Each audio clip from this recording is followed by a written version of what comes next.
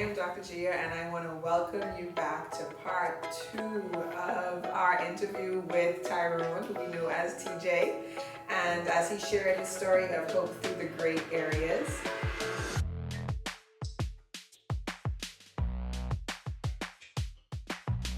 Before we jump back in, you had left us at one of those, this was like the end of a series, when it's like, don't end right there.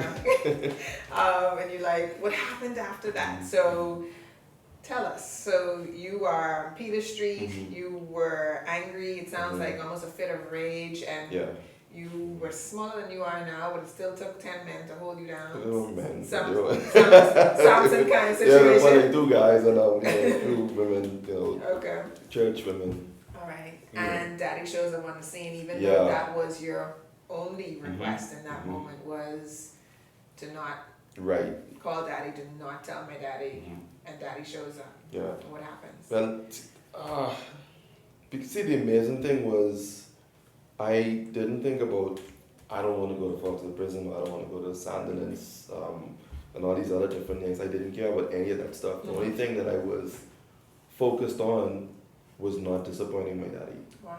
That was it. And of course, like you say, my father being a police officer and all that stuff, you kind of had stuff in line. As a matter of fact, while I did learn how to be a really great citizen through my father, most of that was based on the fear. It wasn't necessarily a fear of going to prison. It was a fear of daddy. Okay. It's like if you have to choose between the two, tell your daddy to go to prison. At the time, it's like, send me to prison, but don't tell him, Right. But they did.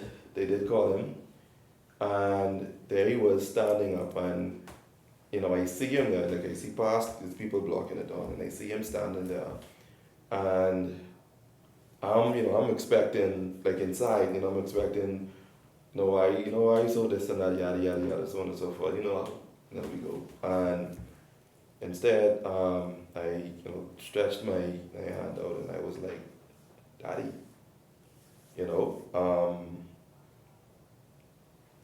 I don't know where that came from, but that was the only thing that I could. Basically right. That's the only thing I could get him. And Daddy, he rushes past everyone, and then he embraces me. And that was the first time my father, hugged me. I guess like that over, the formal stuff in like years. I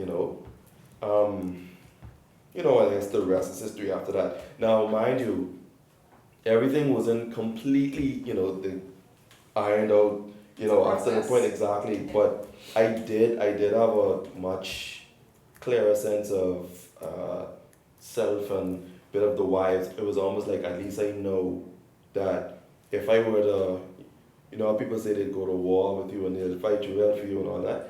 Yeah. I kind of saw a glimpse of that, in my father and whatnot. In the affirmation of your father. Right, exactly.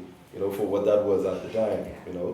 And a few months later, something had happened based on the car accident I was in, and my behavior was a bit erratic, and I was diagnosed with anxiety disorder, and that was a whole other thing. But that was actually one of my turning points because I didn't want to be a victim.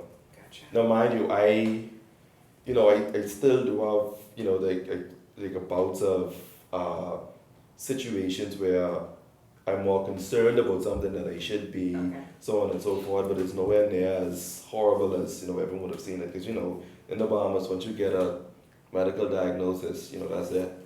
That's psychological. Yeah, That's even worse. Yeah, you know what I mean? Crazy. You can. So you let them ask the question once, and then I was like, I do not want to live this way. Gotcha. And shortly after I started COB, Law and Criminal Justice, and I would end up disappointing my father again after I left law, because of the climate and all that. I had a draw through church and COBSM. I had a draw to drama and the arts. Right. But there was something profound that I learned, and this is the gray area I was talking about. While my father was responsible for my citizenship and sense of duty, so on and so forth, there were also other men in my life, you see, and that's how come I stopped blaming my father for so many things as I got older, We don't have things like the church bus driving around anymore, picking up kids to go to church. And I had youth group, you know, I'm laughing because my daddy drove the church bus and I drove plenty times on the church bus. Exactly, So I you know. understand that. You don't have that no more, you know, and that was something I've learned to appreciate, that it takes a village to raise a child. Yeah. And, you know, maybe to some degree, as a society, we place too much pressure on one man, you know what I mean, to actually give the son everything that he needs and all, you know. So the father feels like, I can't give him everything, so I'm failing. And the son feels like, Daddy, why you don't give me everything? You failing me. So I feel like there's this divide, and I actually also feel like the reason why you do have men that kind of seem as if they give up is because we do not have a brother in our country. You know, I had a brother growing up. I have great men that I looked up to, you know, inspired to be, that aren't even family, that to me are closer to me than my family, you know, and that actually helped me to understand my father, watching like other fathers handle their kids. You know, some fathers, they are very sweet and tender with their kids, but they don't have the same kind of discipline that my father instilled in me. Right. You see, so you The can't, balance. exactly, so you tend to have this balance, and I realized that this was never supposed to be a one-person job, you know, so that's why it's hard for me, that's why I say it's great. Like, it's hard for me to say that the men in our country, or like say the fathers in our country, don't do what it is that they were supposed to do. I understand though, from a son's perspective, or even the daughters, why there are daddy issues. And it's because of that gray area, there's a misunderstanding. You know, we say that a lot of stuff starts at home. One time ago, it was the home and the church. All of that was basically home. Right. You know, every Friday night I had to go to youth group. There was Dwayne Ferguson, the youth pastor. Okay. You know, when daddy wasn't going to church because he was tired or whatever, that church bus come, I go into church. Right. You know, and then there are other young men who listening to some of the older guys inside church. But again, we don't have that anymore. In grade 6, my grade 6 teacher was Mr. Monroe. Oh, you had a male teacher? Yes. Okay. So I actually saw a lot of strong men that I thought that I could never be. Right? That's So that was a interesting. part of it. You know, I'm like, oh, I could never be Mr. Monroe. Why? And then, because, now see, yeah, that's the thing. We unfortunately don't get positive reinforcement for the things we do right. Okay. As young men growing up. This is good. You Yes. know, we don't get that, and we should get that. Like, say, for example, when I think that any guy who's into crime or gangs, we have to find out exactly why it is that he's in a gang. More than likely, there's someone in that gang, or maybe even the leader, that tells him that, hey, this is your purpose. And he like, well, this is something, this better than, Giving him value. exactly, this better than here, and he lazy, and I Right. write insert curse word here, this and that, so on and so forth. They're like, okay, every time I shoot a person or rob a person, they celebrate me when I get there. When I go home, my mommy or my daddy, let's stick to the fathers. My father says, I ain't doing enough. Right. You know? And you see this chain reaction, and then all of a sudden years have passed, and now you have that gangster now who's probably like 35, 40, and he wants to do the same thing with his son because he stopped doing his foolishness. And now his child doing it. Because I've actually seen that. Wow. Yeah, It's gangster. insightful. Yeah, you know. Yeah. The gangster told me, you know, hey, why don't you talk to my little nephew? I think, tell him what? Tell him stop liking man. But I'm like, you was a racist. You was a part of it, you know. You was a part of the problem. So this little boy trying to be you. And he's like, well, I didn't finish with that. But it's like, well, he's starting it. So we need to figure it out, you know. Before you go on, when we, in the first part, you Yes. talked about hope. Right. And I want to bring this full circle to tie it in, because you talked about hope, and then you actually talked about a pivotal, very traumatic, monumental event for you. And usually when I see hope become a value, it is usually because of that. It is something traumatic, it is something deep, it is hope. To me, has always been tied to resilience, which is the overcoming, the coming through. So tell me now, how do you see that? To remind us of what you said hope was, and then how has hope pushed you through to be where you are now, where you can, and I guess the question is the gray still gray? Right. And if it's not gray, how has hope brought some definition to the Right. Well, purpose plays a huge role. Okay. Before I started moving in my gift and my passion, I I felt like a machine. I felt like I was a monkey in the cage. Okay. And I thought that as soon as I started moving in my passion, that everything was going to be all right. Everything was going to sort itself out. Mm-hmm. I went into the arts and I found out that on a broader scale, it was the same thing. I'm a monkey in the cage. I'm entertaining the people. So I'm like, what do we do? I see this thing where a lot of the patriarchs in society just simply did not know what to do with me. Okay. And where I found hope was actually in me giving back. Like, I hear people say this, all the time, I didn't have a father figure, or I didn't have a mentor, so on and so forth. After I left my other church, and my mentor, he actually was in the kind of mentor that's always over you. He was very like, yeah, just the water, go drink it. Okay. He never spoon fed me. And what I realized was if I can't find, a mentor, like another mentor, so on and so forth, I don't have excuse, why can't I just give back to other people who may not have mentors? Okay. So be what you think you need. Right, instead of just sitting down, you could waste so much time sitting down waiting on that till you reach the point where I'm grateful. Okay. I've seen hope, like what was hope for me was seeing the things that I went through actually help other people. Okay. When collage was started and we did the drama, so on and so forth, I've had parents, they brought their sons and their kids to me, and they were able to find purpose, and I watched them, they refined their dreams and all that stuff, and I'm like, all right. Look how this works. Yeah, and I realized too that the discipline of my father actually played a huge role into who I am too, and then here you have it, after my brother passed, Mm-hmm. I ended up being a pillar for my father. Okay. And it's crazy, I was young, I hated my father, but almost everything that I do right now is almost exactly like my father.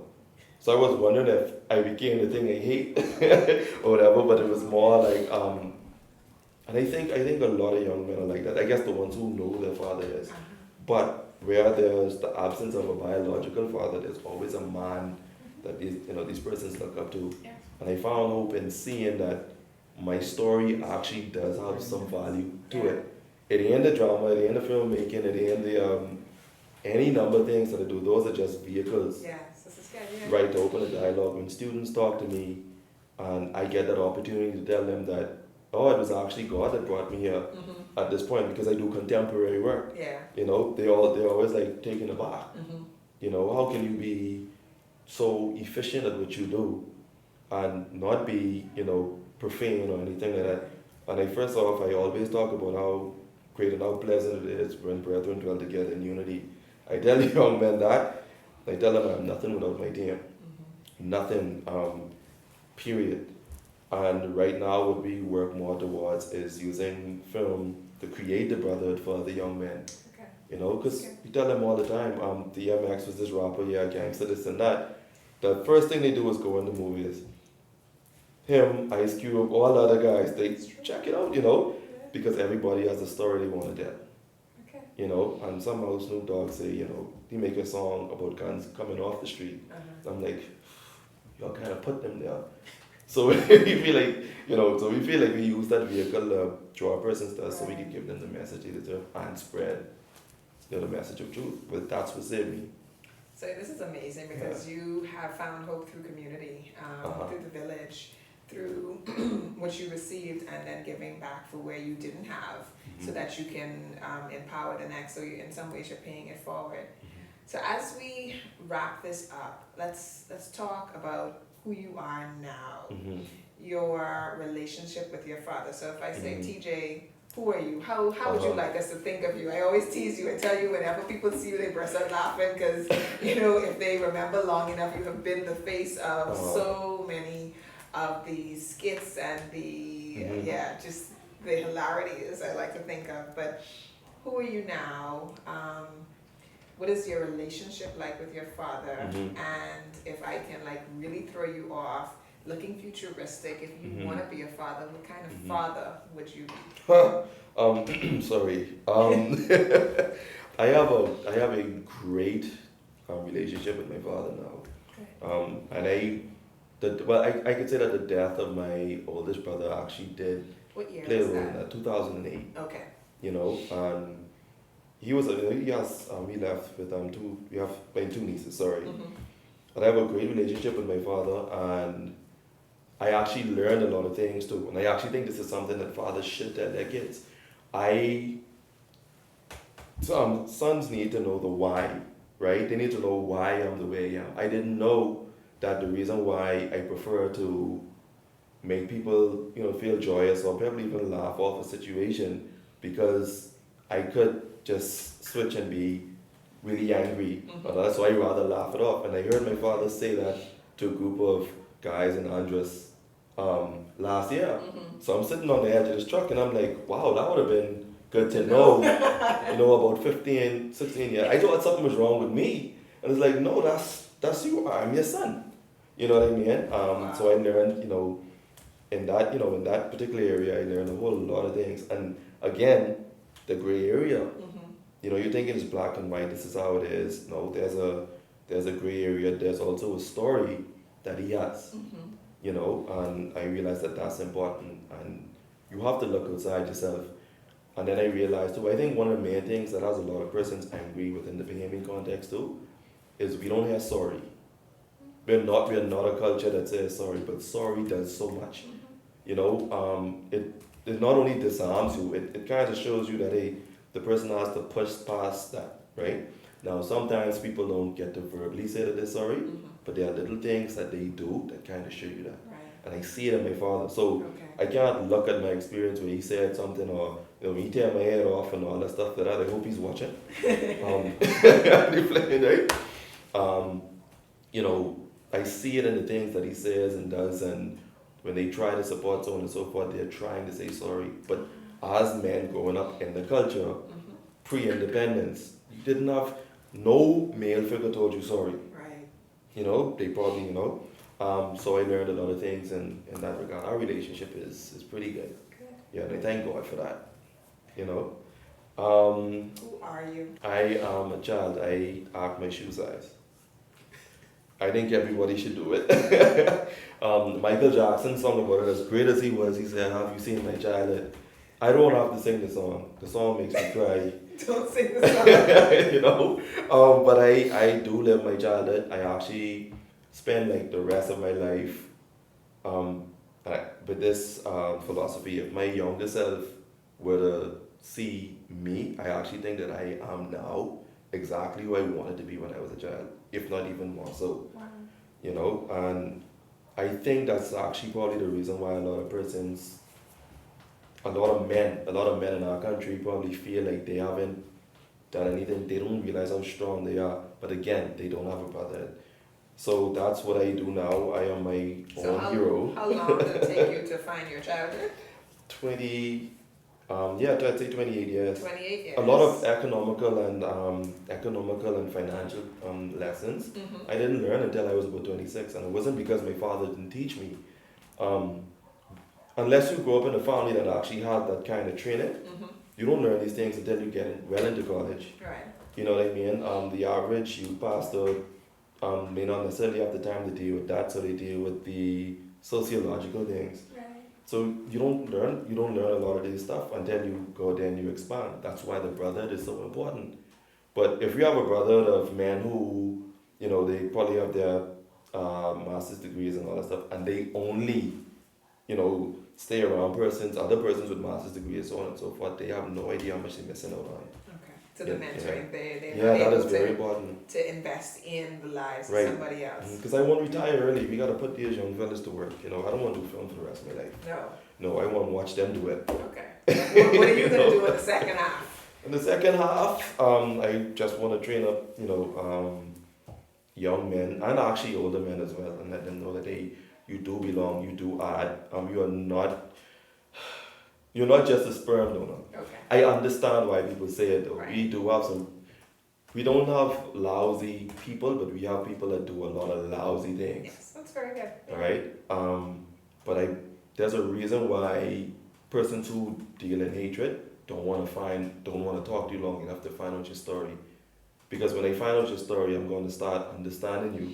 And when I start understanding you, I won't hate you as much. Yeah. And you gotta You give know, some right? And we space for have to give grace. it right, exactly. But then, like I said, when we get older and we start doing things to people, we start understanding, holy cow, this ain't clean. I know I'm a good person, but I just did that thing. Oh snap! I need to go talk to daddy about something. Right. You know, so I actually want to help and mentor, and I probably help those guys see counseling and all that of all ages. Yeah. So I like to think that Mhm. Stories of Hope is an action-oriented platform Mhm. because the one thing that I have learned in my profession is that everybody has a story. You let me say that. You talk to me long enough, and I will say that over and over. Mhm.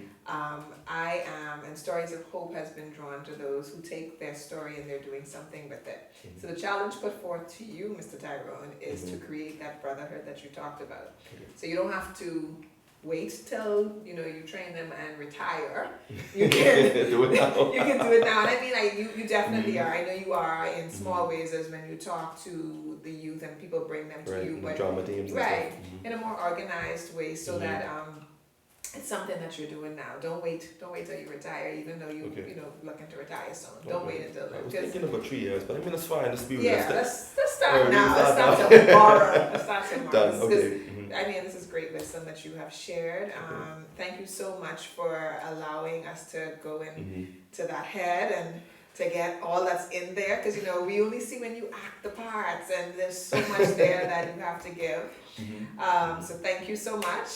Thank you all for joining us again as we have wrapped up the 2-part sessions with TJ as he shared his story of hope through the gray areas. As we close out, you will see the lovely color and life behind us. It is because we are here at Dual Studios, and we want to say thank you so much to Mrs. Pam Burnside for allowing us this space. Please don't forget to subscribe so that you can see all of the new videos that we are posting. Follow us on Facebook, on Instagram, and we will see you next time.